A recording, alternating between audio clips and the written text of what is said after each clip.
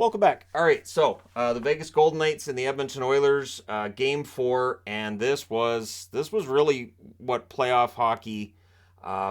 This is what we think of when we think of playoff hockey. Is this game? It turned into a war late that could end up bleeding over into the next game, and I might mean that literally because there was a lot of punching and a lot of sticking and slashing. But we've said that before, right? We're like, oh, this game's ugly. The next one's going to be so intense. And then it's not. In fact, we've said that in this series. Game 2, really emotional, intense game. And then Game 3 was kind of quiet by comparison. It seems like when the Oilers win, the games are pretty entertaining and pretty noisy. And whether it's a result of Vegas not being very good at this losing side of things and not enjoying it, which is understandable, or maybe the Oilers chirp a little bit when they're ahead. There definitely seemed to be evidence of that, and Vegas probably doesn't like that either. At any rate, it was Hill versus Skinner tonight. Early power play for Vegas. Marchessault has a shot that's saved. They cycle. Theodore has a shot that's blocked.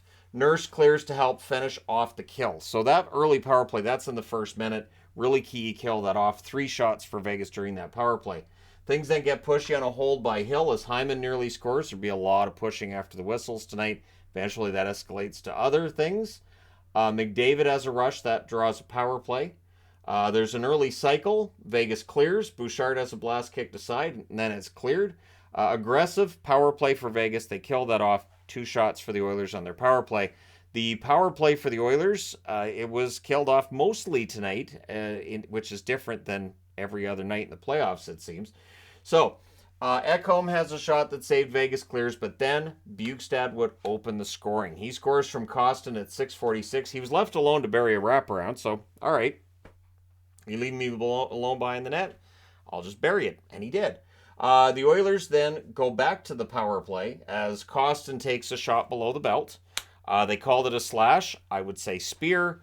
It'll probably be a fine.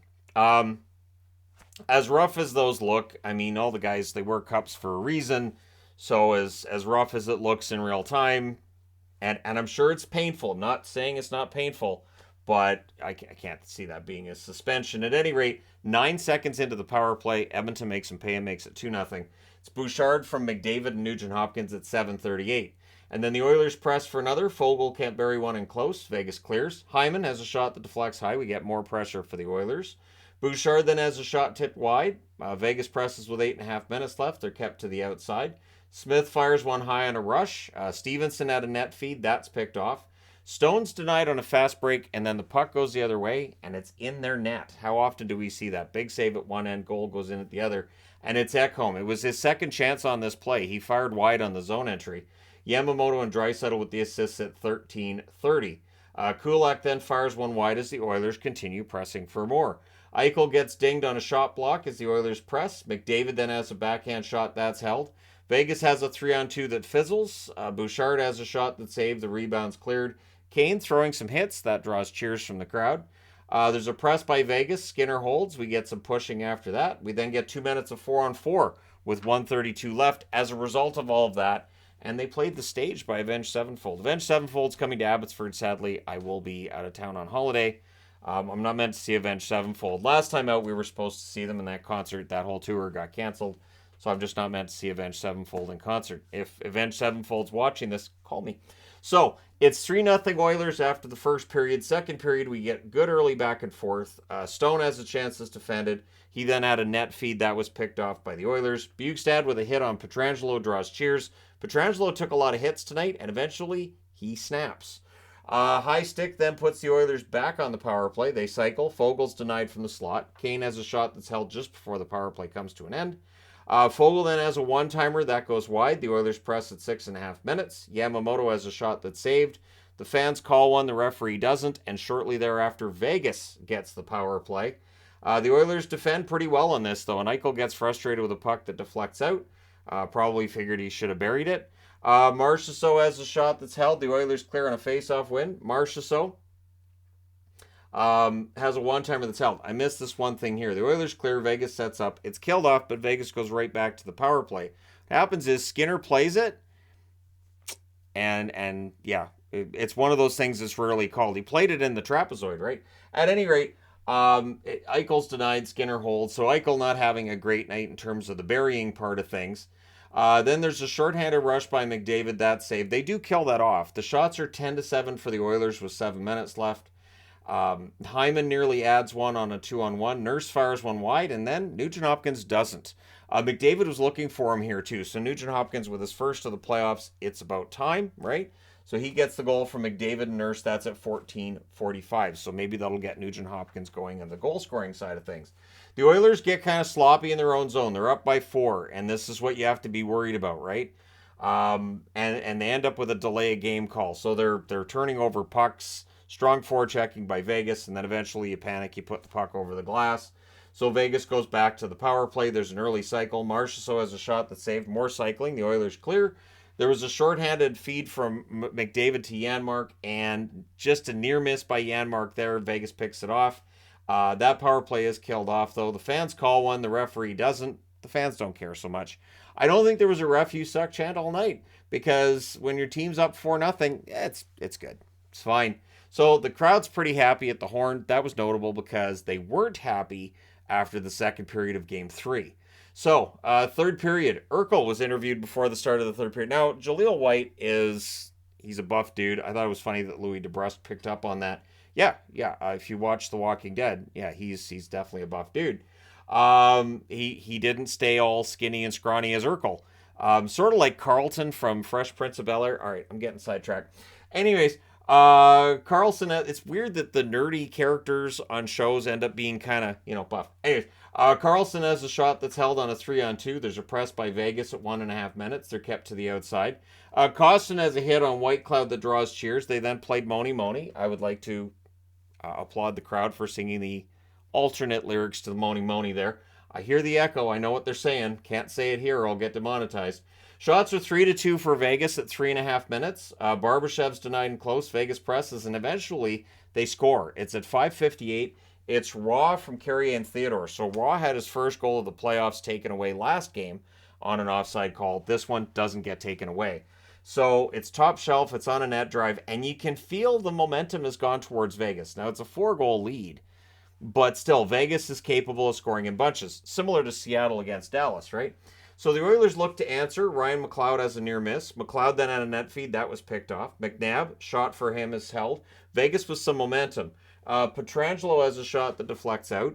The shots are 8-3 in favor of Vegas at the half. So they had some chances. Edmonton clamped it down a bit in the second half, but there was less shooting in the second half and more punching than anything else. Carlson's stick breaks on a slot shot. That's the kind of luck they were having tonight. That was a blast where he could have scored, but his stick broke. So the Oilers get a chance to clear it out. Too many nights on the ice with 5:47 left. When you see your opponent in the midst of a line change, throw the puck in that direction, and you might get that too many men on the ice call. I think they had I know they at least had 6. They might have had 7 on the ice at that point. Haig and Nurse were chirping. Apparently they'd been chirping all night. Louis DeBrusque had a front row seat for that all night, and said this just goes on every single shift. Hyman's then denied and close. Vegas clears. McLeod is denied and close. Hill holds, and we get some pushing. And this is where the misconducts are being called. So there's misconduct right, left, and center. There was even speculation about whether or not they were getting the right guys on some of these calls. Just get them out. Got to clamp down on it. Goalie pull happens with 3 minutes left. Smith has a chance. It's held. There's more pushing. With 2:05 left, Vegas calls a timeout. And then Pietrangelo nearly drops the gloves with McDavid. Now, McDavid not normally one to go over and challenge a guy to a fight. But in this case, with 1:27 left, McDavid's in the right here. Vicious slash on Draisaitl by Pietrangelo. Now, was Draisaitl hitting him all game? Yes. Did he catch him at one point with a high stick? Absolutely. Does it mean that Pietrangelo can turn around and two-hand slash him? No. So that happens, and it's a 5-minute major for Pietrangelo. So Department of Player Safety, I think they kind of have to do something here. I know it's going to be a fine. It's going to be a fine, isn't it? It's going to be a fine. Anyways, so the review confirms that it's a major, and then Nurse had a fight with Haig. Now, what's interesting with this is they called the instigator on Nurse. Now, I know people are going to say, well, he was the third man in. True, he pulled Haig off of Fogel, but there were a lot of things going on between Nurse and Haig during the game. I was honestly kind of surprised they called the instigator. They let him go, too. It was a good tilt. So with Nurse given the instigator, that means that the power play's done. It becomes a 4-on-4. And as was clarified after the game, and this is true, and this can happen, if you're given an instigator in the final 5 minutes of a game, you are automatically suspended for one game, although the league can step in and rescind that suspension. I would be very surprised if the league doesn't step in and rescind this suspension. Considering how ugly the game was at this point, I think you've got to rescind that. So the Oilers hold on. They win 4-1. I say hold on as if Vegas had some great thing going. What's interesting is once the gloves started dropping and all the ugliness got going, that killed all the momentum Vegas had. If they had scored another goal in that second half of the period, who knows? But they didn't, and they only had 3 shots in the second half of the period, so they kind of went away. So Edmonton ties this series. We're going back to Vegas for Friday. Your 3 stars in this one are Bouchard, McDavid, and Bukestad. Shots on net 11-6 for Edmonton in the first, 16-9 Edmonton in the second, 11-6 for Vegas in the third. Final shots 33-26 for Edmonton. Power plays Vegas 0 for 4. Edmonton very uncharacteristic 1 for 6. Hits 46-36 for Edmonton. I know not all 6 of those were long power plays, but yeah, they scored 9 seconds into the one they scored. Edmonton doesn't matter how short the power play is. They take that as a challenge. At any rate, 82 hits in this one. Hill saved 29 out of 33. I don't think he's the reason Vegas loses this. I don't think if Brisebois had been able to go tonight, it would have made much of a difference. Quick was the backup, so Brisebois not able to go tonight at all. Skinner, 25 saves on 26 shots, and Skinner quietly had a nice bounce-back game. We'll see if he keeps that up. So, absolutely bonkers game 4. If you didn't get to see it, I would recommend catching a replay at least of the last 10 minutes of the third game, or the third period here, because just absolutely bonkers. But let me know your thoughts. Does Pietrangelo get a fine? Does Pietrangelo get suspended? Do they rescind the 1-game suspension, which is automatic for Darnell Nurse? Let me know your thoughts. Don't forget to hit like and subscribe. If you're browsing your way through, you just happened upon this video. And this series, again, becomes the most entertaining series after a kind of quiet Game 3. We'll see what happens in Game 5. Thank you guys so much for all your support. Do not forget to hit like and subscribe, or I'll know. Anyways, thank you guys so much for all your support. I will talk to you again soon.